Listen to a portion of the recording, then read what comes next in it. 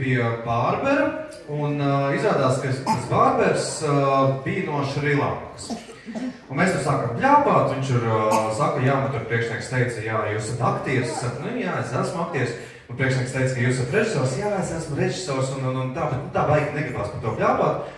Es tur sāku drīzāk par matiem viņam prasīt, un kā jums tur Šrilankā iet, un viņš saka, nu jā, Šrilankā mums ir tā, ka mums ir standarta matu griezums, tev nedrīkst būt citādāks matu griezums, kā ir noteiktais. Tā, wow, patiešām, kāpēc tā?